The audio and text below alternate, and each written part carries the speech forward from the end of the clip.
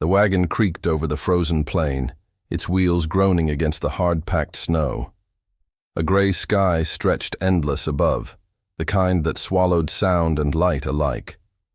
The wind was a living thing, thin, sharp, and merciless, scouring the land until it seemed nothing living could take root there. Evelyn Hart sat hunched beneath her shawl, gloved hands clenched around the reins. Her breath came in soft clouds, each one stolen by the wind as soon as it left her lips. The driver, an old ranch hand sent by her late husband's kin, had stopped speaking hours ago. He only pointed once toward the horizon, where a lonely ridge of rock broke the flat world in two. "There," he'd said. "That's Lonesome Rock. You'll see his place below it." Then silence. By mid-afternoon, the sun sank low, a dull red coin behind the clouds. The wagon rattled past dry yucca and old fence posts half buried in drifts. When at last the ranch came into view, it looked less like a home and more like a memory someone had given up trying to forget.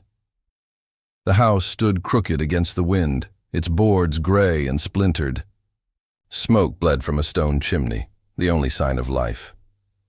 A barn leaned tiredly beside it, one door hanging off its hinge. Beyond, the hills rolled away into nothing, just snow, brush, and sky. The driver stopped the team and turned to her. "You're sure you'll be all right, miss?" Evelyn forced a small nod. "I'll manage." He looked like he wanted to say more, but didn't. He simply tipped his hat, flicked the reins, and drove away. The sound of wheels faded into the wind until she was left standing alone, her boots sinking in the pale dusting of snow. She drew a deep breath that stung her lungs, squared her shoulders, and walked to the porch. Jonas Reed opened the door before she could knock. He was taller than she'd expected, broad-shouldered, with hair gone silver at the temples, and a beard that looked weeks old. His eyes were the color of river stones, cold, unreadable. He said nothing, only looked at her, the wind pulling at his coat and the fringe of his scarf. "I'm Evelyn Hart," she managed. "From the Miller place. They sent me to—" He nodded once, cutting her off. "I know." His voice was low, rough, unused. For a long moment, neither moved. Then he stepped back, wordlessly allowing her in. The air inside was thick with smoke and horse leather. The fire snapped weakly in the hearth, throwing long shadows across the floor. She saw a single rocking chair beside it, a rifle above the mantel, and a half-mended saddle spread across the table. There were no curtains, no photographs, no woman's touch. "Rooms upstairs. First door," he said, already turning away. Evelyn set her small trunk down on the floorboards, the sound echoing in the hollow room. She unpinned her shawl and hung it on a nail near the door. Her fingers were stiff, red from cold. He busied himself by the hearth, adding another log, his movements spare and deliberate. She could feel the weight of his silence pressing against her back. "Thank you," she said quietly. He didn't answer. She climbed the narrow stairs, each step creaking underfoot. The room at the top was small but clean. A cot, a wash basin, a window facing west. Through the glass, she could see the stretch of land that now held her future. Miles of emptiness, one dead oak, and a sky bruised with oncoming night. She sat on the edge of the bed and unclasped her hands. Her wedding ring, dull, thin, and bent at the edge, caught what little light there was. For a long while, she turned it between her fingers, remembering the day her husband's family had gathered after the funeral, the whispers, the stares, the sentence that had sealed her fate. She can work off her keep with Jonas Reed. That'll set things right. As if shame could be balanced like a ledger. A gust of wind rattled the window pane, pulling her back to the present. She rose, brushed the dust from her skirt, and went back downstairs. Jonas was seated now, elbows on his knees, watching the fire as though it were the only thing keeping the room alive. He didn't look up when she entered, but he gestured toward a tin cup on the table. Steam rose faintly from it. "Coffee," he said. She nodded, murmured a quiet thanks, and sat across from him. The warmth from the cup seeped slowly into her hands. They drank in silence. Outside, the wind howled and swept across the plains, rattling the loose boards of the barn. After a time, he spoke again. "You know how to handle stock?" "Some," she said. "I kept hens, tended horses a little." "Then you'll start with the barn come morning. Tools are by the wall. Don't let the chestnut near the fence. He kicks." His words were plain, his tone neither cruel nor kind, just practical, as though kindness itself had rusted out of use. She nodded again. "I understand." The fire popped, sending a tiny burst of light between them. Jonas stood, took his hat from the peg, and said only, "Supper's at sundown, if you're staying." Then he disappeared into the cold. Evelyn sat there long after the door shut, listening to the wind press against the walls, to the lonely creak of the rocking chair moving on its own. She looked around at the space, bare, masculine, unyielding, and felt something stir deep in her chest. Not fear exactly, something quieter. Recognition, perhaps. This place was not built for comfort. It was built for surviving silence, and in that silence, she could already feel the ghosts gathering, the men and women who'd lived and lost in these wide, merciless lands, who'd buried dreams under dust and snow. She thought of her late husband's voice, sharp and distant even in memory, and for the first time she didn't flinch from it. The ache in her chest was not grief anymore, not truly. It was something else, a strange, bitter relief. Maybe this was punishment, yes. Maybe they'd sent her here to be forgotten. But as she listened to the wind sweep across the plains and saw the firelight waver against the walls, she wondered if there might be a kind of freedom in that forgetting. She finished her coffee, set the tin aside, and drew her shawl tight around her shoulders. Outside, the stars began to break through the gray. The rocking chair stilled, and in that small, fragile stillness, Evelyn Hart took her first breath of the life she had not chosen, but might, in time, learn to call her own. The days found a rhythm, slow, stubborn, and bare as the land itself. Evelyn rose before dawn, stirred the fire, and brewed coffee strong enough to wake the dead. Jonas would come in from the barn at first light, boots heavy with frost, shoulders dusted white. They spoke little. Their mornings were filled with the soft clatter of tin cups and the scrape of chairs on wood. When he left for the fields, she cleaned, patched, and cooked. When he returned, they ate. When night fell, he mended saddles by the fire while she stitched torn shirts with careful invisible seams. Between them stretched an ocean of silence that somehow no longer felt empty. At first, she thought he avoided her out of disdain. But as days turned into weeks, she began to see it was something else.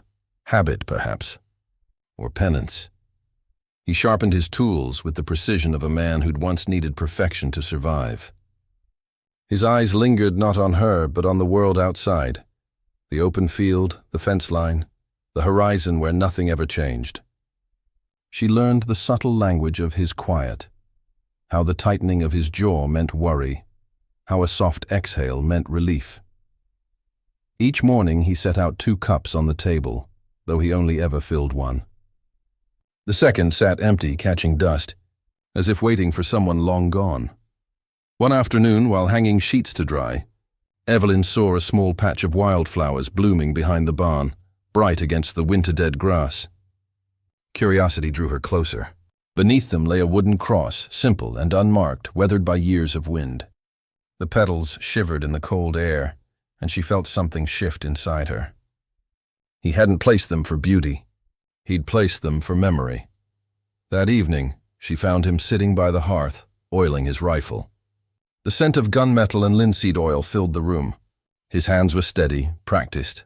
She hesitated before asking, "Do you ever ride into town?" He shook his head. "No need."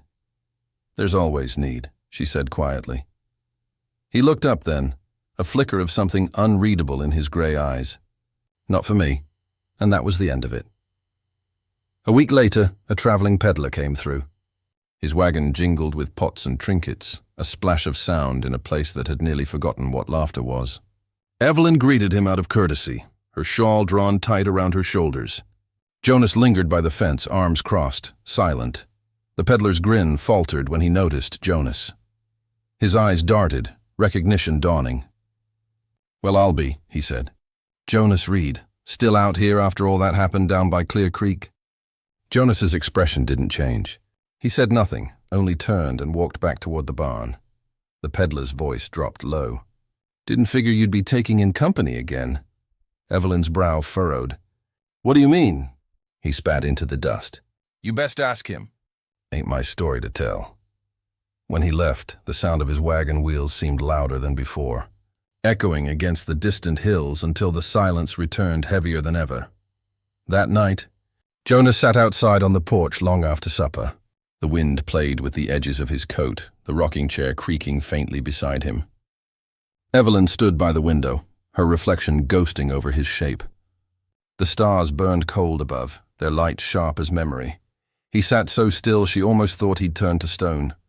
Every so often, his hand brushed against the arm of the empty chair, a gesture so small she might have missed it if not for how tender it looked, as if the chair itself were listening.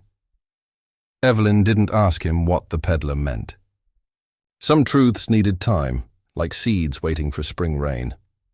In the days that followed, she found herself noticing more, the way he avoided the eastern ridge at sunrise, how he never sang, how the sound of distant thunder made him pause mid-step. The man was a landscape carved by loss, each scar a canyon of its own. She carried her own scars differently. Some she wore beneath fabric, a faded bruise of memory, a faint mark where a wedding ring once sat too tight. Others she carried in her stillness, in the way she flinched at raised voices, even when none came, and yet each morning she tied her shawl and stepped into the wind, hauling water from the well, feeding the horses, patching fences. The work hardened her hands and steadied her spirit. Her body began to remember strength, her mind peace. One morning, she stood before the mirror with her hair unbound, the strands tangled from sleep. She reached for a brush, then stopped. Slowly, deliberately, she began to braid it. 3 strands woven together, steady and sure. It had been years since she'd worn it that way. Her husband had said it made her look too wild, too proud. Now the braid felt like a promise. When she came down to breakfast, Jonas looked up, paused for half a breath, then returned to his coffee. But something softened in the corner of his mouth. Not quite a smile, but something close enough to feel like one. That night, the wind rose again, tugging at the shutters, carrying the scent of distant rain. Evelyn wrapped her shawl tighter, the same one her husband used to mock. Too plain, too old. Here, under this roof, it felt like armor. She watched Jonas through the dim firelight. He sat where he always did, hands clasped, gaze lost in the flames. The light painted his face in bronze and shadow, tracing the lines that hardship had carved deep. For a fleeting moment, she wondered what he had lost. A wife, a child, a friend? Whoever they were, they had left their ghost behind in every quiet corner of this house. When he rose to bank the fire, she spoke softly. "You keep fresh flowers by the barn." He froze, then turned his head just slightly. "Ain't much else worth keeping." His voice was steady, but she heard the ache buried beneath it. He blew out the lamp, and darkness filled the room. Later, lying awake, Evelyn listened to the wind batter the walls. The house groaned but did not give. Neither did she. It occurred to her then that maybe punishment was not what she'd been given after all. Maybe this was a strange kind of mercy, a chance to begin again, surrounded by someone else's silence instead of her own. And as she drifted toward sleep, she realized what bound them together wasn't pity, nor circumstance. It was recognition, the kind that doesn't need words. 2 souls, weathered and worn, learning the quiet art of survival. Side by side, beneath the same unending sky. The sky broke open before dawn. Snow began as a whisper, soft flakes tumbling through a gray morning, then grew heavier, urgent, until the world turned white and soundless. By mid-morning the wind had teeth. It clawed at the windows and buried the fence posts until only their tips showed through. Jonas stood by the doorway, fastening his coat. His horse stamped in the yard, nostrils steaming. "The herd scattered," he said, voice low. "They'll freeze if I don't bring them in." Evelyn looked past him, out toward the horizon. The wind blurred everything into a single shifting sheet of white. "You won't see 10 feet ahead," she warned. He met her gaze briefly. "Cattle don't wait for clear skies." Then he stepped into the storm. She watched until his figure vanished, swallowed by wind and snow, and then the silence closed in, thick as fear. Hours passed. The lamps burned low. The fire hissed as melted snow dripped from the roof into the hearth.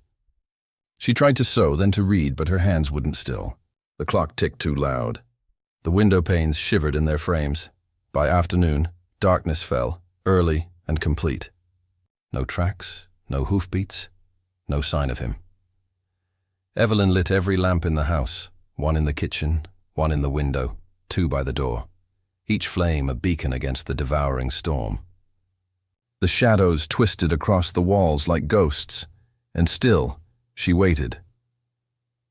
When the hour grew late and her dread turned to decision, she wrapped herself in Jonas's spare coat and tied a scarf across her mouth.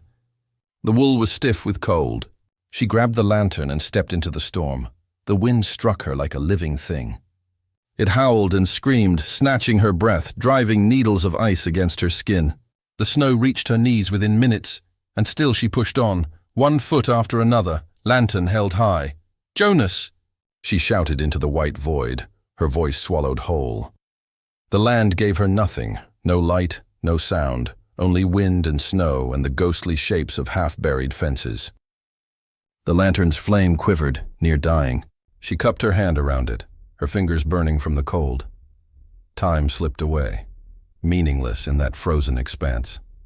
Her feet went numb, her heart hammered in her throat. Then, through the howl of the gale, she heard something faint, a low, broken sound, like the groan of wood in a storm.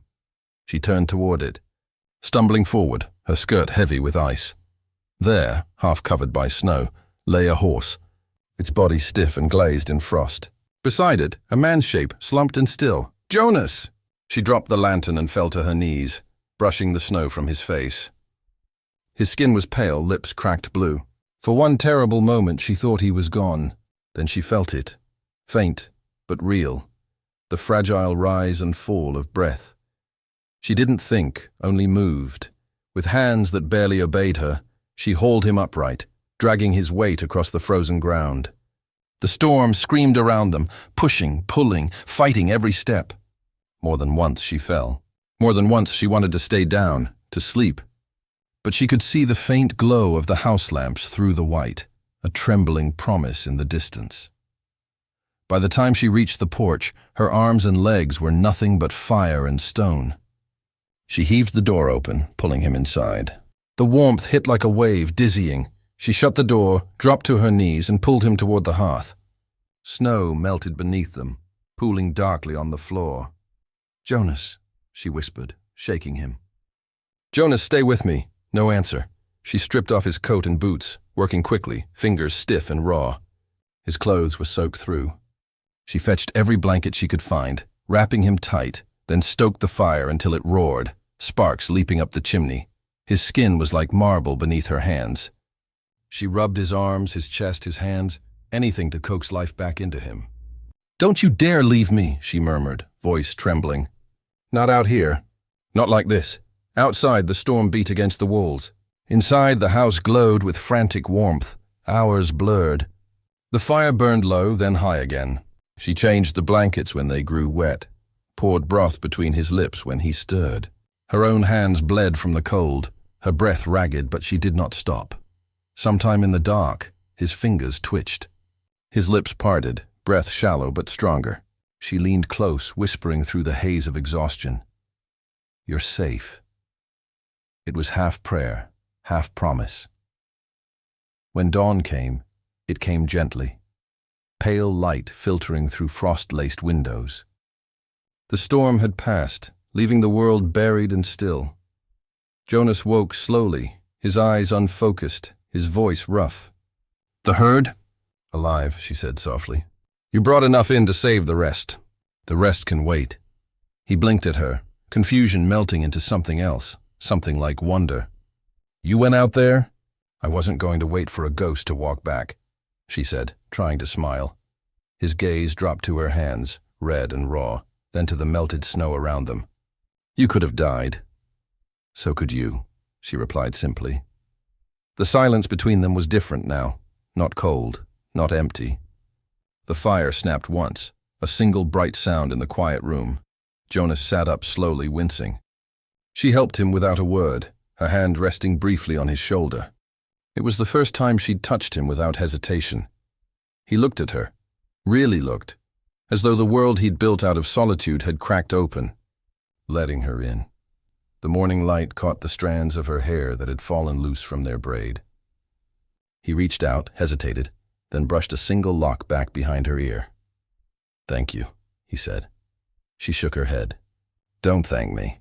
Just live. Outside, the snow began to fall again, not in fury this time, but softly, like forgiveness. They sat together by the fire as the land turned white once more. Two silhouettes in the quiet aftermath of the storm, a man who had given up on salvation, and a woman who'd found hers by saving him. Winter broke not with sunlight, but with mud. The snow retreated slowly, leaving behind patches of brown earth and small rivers running between the fence posts. The air softened, though the wind still carried a chill that could bite when the clouds thickened. The ranch breathed again, the corral creaked, the cattle lowed, and water trickled through the thaw. Jonas walked with a limp for weeks, his legs stiff from frostbite, but he worked. Evelyn worked beside him. She mended fences, hauled buckets, scrubbed the hearth, and baked bread that filled the house with the smell of something close to comfort. In the quiet mornings, they shared coffee before the day began. He'd pour, she'd hand him his cup. Words came slowly between them, not from fear, but from the strange peace of two people learning silence could be companionable. Once, he told her about the first time he saw snow fall over Kansas when he was a boy. Another morning, she spoke of her mother's garden, and the way lilacs grew wild along their fence back home. Sometimes they even laughed, small, sudden sounds that startled them both. The world outside remained raw and restless, but inside the house began to feel lived in, and yet, beneath the rhythm of chores and shared meals, something deeper pulsed, an unspoken current. It moved between glances that lingered a second too long, in the space between two hands reaching for the same pot, in the brush of her sleeve against his arm when she passed. It wasn't passion, not yet, but it was awareness, steady and growing. Late one afternoon, as the last of the snow melted into gray puddles, a rider appeared on the road. Jonas saw him from the porch, an old ranch hand from town, his hat dusted with salt and years. The man dismounted with the stiff swagger of someone who'd spent his life in the saddle. Jonas, he greeted, voice rough as gravel. Heard you took in company. Evelyn, inside, froze at the sound of another man's voice. She hesitated, then stepped into the doorway, wiping her hands on her apron. The man's eyes narrowed slightly when he saw her, not cruel but curious in a way that pried. Well now, he drawled. Ain't every day a widow's sent out this far. Heard tell she's here to learn some humility. The words hit like a slap. Jonas's jaw tightened. You heard wrong, the man chuckled, shifting his weight. Maybe, but folks talk, you know how it is. Say her kin didn't take kindly to her ways. Too proud, too sharp-tongued. So they sent her where the wind could wear her down. Jonas stepped forward, voice low and cold. You should head back before the mud swallows your horse. The ranch hand studied him, then tipped his hat toward Evelyn. Didn't mean offense, ma'am. Just thought you ought to know what folks are saying. He mounted up, turned his horse, and rode off without looking back. The silence that followed was heavier than the storm had ever been. Evelyn didn't speak. She turned, went inside, and began folding her shawl with trembling hands. Jonas followed, the door creaking shut behind him. Evelyn, you don't have to say anything, she interrupted, voice steady but thin. It's true. My family sent me here to teach me a lesson. My husband died, and they said I shamed them by grieving wrong, by speaking too plainly, by not begging to come home. She stuffed the shawl into her satchel and reached for her cloak. Jonas stood still, watching her movements. "Where will you go?" "Anywhere else," she said. "I won't be pitied here." His voice, when it came, was quiet but firm. "You've done nothing to be ashamed of." The words hung in the air, simple and absolute. She stopped. Her fingers tightened on the strap. "You don't know what they said." "I don't need to," he replied. "I've seen what you are, and it isn't shameful." The fire crackled between them, throwing shifting light across the room.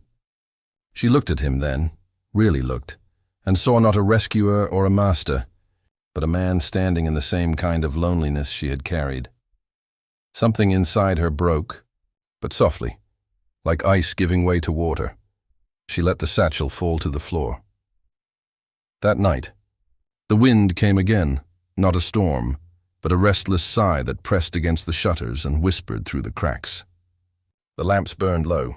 The house, once too large and hollow, now seemed to breathe with them. Evelyn sat by the fire, brushing out her hair. It had grown longer since she'd arrived, soft curls catching the orange glow. She braided it slowly, the motion steady, almost meditative. Jonas sat at the table, mending a strap, his hands steady and sure. But his eyes kept drifting, to her, to the firelight, to the small, ordinary grace of her presence. She felt his gaze and did not look away. There was no hunger in it, no possession, only reverence, the quiet awe of someone who had forgotten the sight of gentleness. After a while, he said, "You don't have to leave when the thaw's done." She finished tying the braid and looked toward the window, where frost still lingered in the corners. "Maybe I don't," she said softly. He nodded once, not pressing further. The fire dimmed to embers. Outside, a coyote called from somewhere beyond the ridge. A long, lonely sound answered by silence. Jonas rose, banked the fire, then paused in the doorway. "Good night, Evelyn." "Good night," she replied. When he was gone, she sat a little longer, listening to the quiet hum of the wind. She could still feel the weight of his words. "You've done nothing to be ashamed of." It was such a small thing, spoken without flourish or promise. But for the first time since her husband's death, she believed it. By morning, the mud had begun to dry. The thaw was nearly done. She stood on the porch, watching the sun break over the ridges, her hands wrapped around a cup of coffee. Inside, she could hear Jonas moving about, the clink of tin, the creak of floorboards. It was still his house, but not his alone anymore.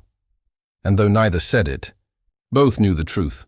Whatever bound them now was fragile, uncertain, and real. Not love yet, but trust, and that was rarer. By late spring, the earth had softened and green returned to the fields. The rains came gentle and steady, soaking deep into the ground. Calves bleated in the distance, meadowlarks called from the fence line, and for the first time since she'd arrived, Evelyn felt something close to peace. She and Jonas worked side by side from dawn till dusk. He showed her how to mend harness leather, how to tell a storm by the taste of the wind, how to read the moods of the herd. In return, she brought warmth to the house, fresh bread cooling on the sill, wildflowers in an old jar, a soft hum while she worked. Sometimes, when he watched her from the porch in the blue hour between day and night, Jonas thought she looked less like punishment and more like grace he'd done nothing to deserve. The past seemed quieter now, but the plains never let peace last too long. It was a Friday evening when the riders came, 3 of them, dust-caked men with laughter too loud and eyes too quick to turn mean. They rode in without greeting, reining up hard at the gate. Jonas recognized them before they even dismounted. "Reed," one of them called. "Didn't think you still had a pulse out here." Jonas stepped onto the porch, jaw set. "You found me," the man smirked. "Heard you went soft. Heard you took in a woman the town cast off." Evelyn stood in the doorway, still as stone. Their eyes found her, lingered too long, like flies over honey. "Didn't figure you for charity, Reed," another sneered. "She work for her keep or just warm the bed?" Jonas's hand twitched near his belt, but there was no gun there.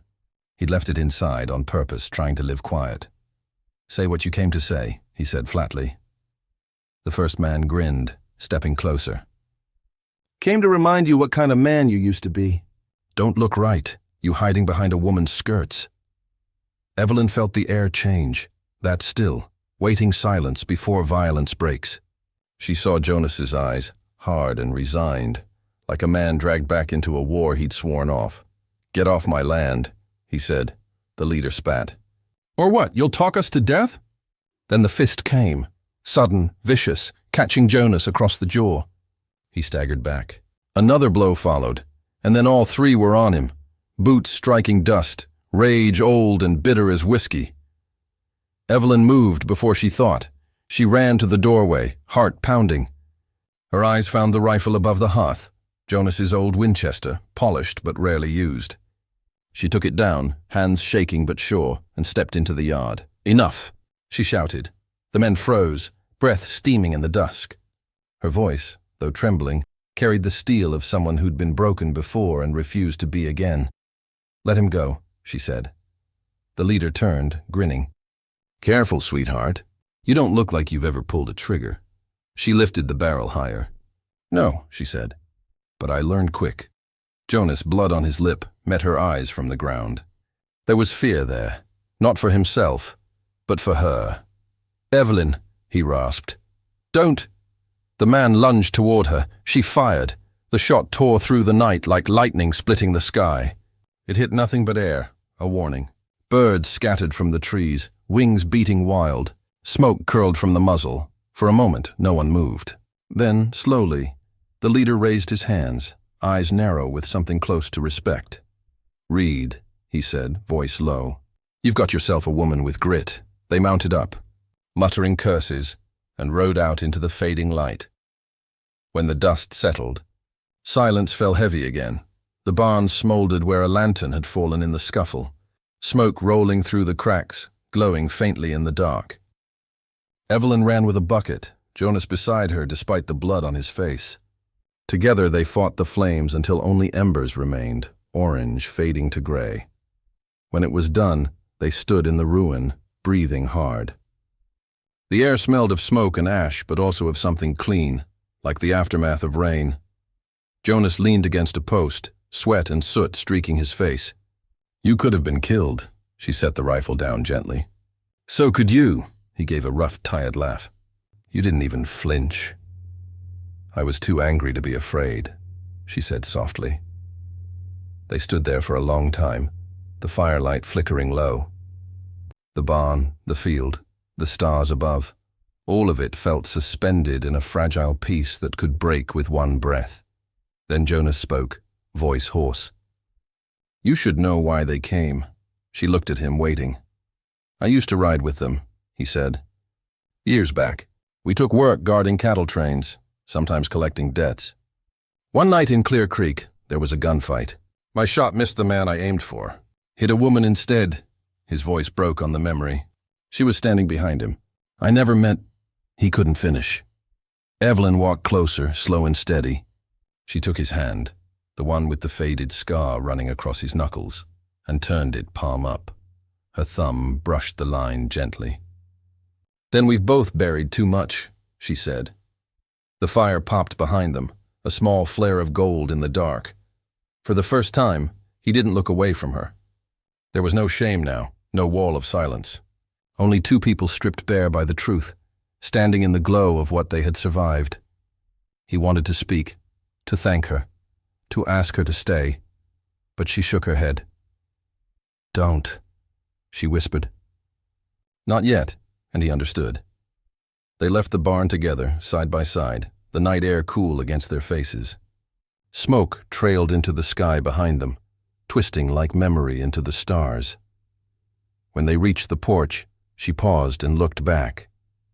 The barn still smoldered faintly, embers glowing like scattered hearts. "Fire destroys," she murmured. "But it cleanses, too." Jonas nodded, eyes on the horizon. Maybe that's what we needed. Inside, the lamp still burned on the table. The house smelled of gunpowder and smoke, and yet, somehow, of hope. They sat in silence until the lamp died down to a golden ember, and for the first time, neither felt alone. The fire in the barn had long since faded to ash, but its memory lingered. Weeks passed. The land, blackened and brittle from smoke, softened again beneath the spring rains. Grass grew where cinders once lay. The sky opened wide, endless blue after long months of gray. Evelyn rose early each morning to tend the garden she'd planted behind the house. Rows of beans and corn sprouting like hope through wounded soil. Jonas mended fences, his hands steady again, the stiffness in his leg almost gone. Sometimes they worked in silence, sometimes they spoke. The words no longer carried weight or hesitation. They were easy now, the kind that settle between people who have weathered storms together. The house, once hollow and cold, had taken on the smell of coffee, of earth, of living. The rocking chair no longer creaked alone. Then, one clear morning, riders came up the trail. 2 lawmen, dust on their coats, badges dulled by weather and time. They dismounted slow, eyes sweeping over the ranch with the practiced caution of men who had seen too much and trusted too little. Jonas met them halfway down the path. Evelyn watched from the porch, her shawl tied around her shoulders. "Jonas Reed?" the older one asked. "That's right. We heard there was trouble here last month. Couple men gone missing. You know anything about that?" Jonas said nothing at first. Then he nodded once, calm and unflinching. "They came here looking for a fight. They found one, they left. Haven't seen him since." The younger lawman's eyes drifted toward the barn, where black streaks still marred the wood. Heard shots were fired. Evelyn's voice came from behind them, steady, clear. "One shot. Into the air. To stop them from killing a man." The lawman turned. Her chin was lifted, calm as stone. After a long pause, the older one tipped his hat. "Reckon that's the kind of justice we don't need to write down." They asked a few more questions, then rode off without ceremony. The dust from their horses faded into the horizon, leaving only silence and sun behind. Jonas exhaled, shoulders easing. Evelyn stepped down from the porch to stand beside him. "It's over," she said. He nodded. "For once, it feels like it." That evening, the light fell soft and gold across the plain. Evelyn stood by the gate, watching the wind move through the grass. Her shawl fluttered at her elbows, worn thin at the edges from work and weather. The scent of sage carried on the air. Behind her, Jonas walked up quietly. His steps were lighter now, less burdened. "You could leave," he said after a while. "You've earned it. Town's not far. You could start fresh." She didn't answer at first. Her gaze followed the line of the hills, the road stretching west into the reddening sky. "I could," she said softly. "But leaving doesn't always mean freedom." Jonas's voice was low. "And staying doesn't have to mean punishment." She turned then, met his eyes. They stood in silence, the world around them hushed except for the creak of the gate and the far-off call of a hawk. At last she said, "I think I'll stay a while longer." He nodded once, nothing more. But something deep in him, the part that had long since turned to stone, shifted, softened. They walked back to the house together as the sun fell behind the ridge. The next storm rolled in a week later. The sky went dark before noon, clouds stacking heavy as mountains. Thunder rumbled low, steady, like the voice of the land itself. Jonas saddled the horses, moving with quiet purpose. "Herd's still on the east pasture," he said. "We'll need to drive them in before the rain hits." Evelyn pulled on her coat, cinched the reins tight, and met his gaze. "Then let's go." They rode out side by side, wind whipping their coats, the scent of rain sharp in the air. The cattle moved restless beneath the growing thunder. Together they circled the herd, guiding them toward shelter. Lightning flared across the plains, white fire on the edge of the world. Evelyn's hair broke free of its braid, snapping in the wind. Jonas called to her, voice lost in the roar, and she only smiled, fierce and alive. By the time they reached the barn, rain poured in sheets, drumming the earth into mud. They worked in rhythm, ropes, gates, breath. No words, only trust. When the last of the cattle were safe, they stood beneath the eaves, drenched and laughing, the storm thrashing all around them. For a long moment, The world felt new again. That night, the fire burned warm in the hearth. Steam rose from their clothes as they dried by the flames. The rocking chair stood still in its corner, untouched. Evelyn sat on the floor, her back against the hearthstone, hair damp and loose. Jonas poured 2 cups of coffee, handed her one, and sat beside her. Outside, rain tapped the roof in a steady lullaby. "I used to think peace meant being left alone," he said quietly. "And now?" she asked. "Now I think it means having someone worth coming home to." She smiled faintly, her eyes on the fire. Then we both found peace. The flames danced low, soft and gold against the dark. Neither spoke again for a long time. There was nothing left to say. When morning came, the air was washed clean. The ranch glistened with dew, the grass bent under the weight of light. Jonas walked out to the porch and saw her by the fence, hands on the rails, looking toward the horizon. The wind tugged at her shawl, lifting it like wings. He thought of the day she'd arrived, small, cold, wary. A woman sent here to be broken. Now she stood steady as the land itself. He joined her, and they watched the herd graze under the wide, forgiving sky. The rocking chair behind them stayed still. No one waited alone anymore, and somewhere in that quiet, in the smell of coffee, of rain and wood smoke and earth, both of them understood that they were no longer the broken widow and the angry cowboy. They were simply 2 souls who had chosen to heal, together.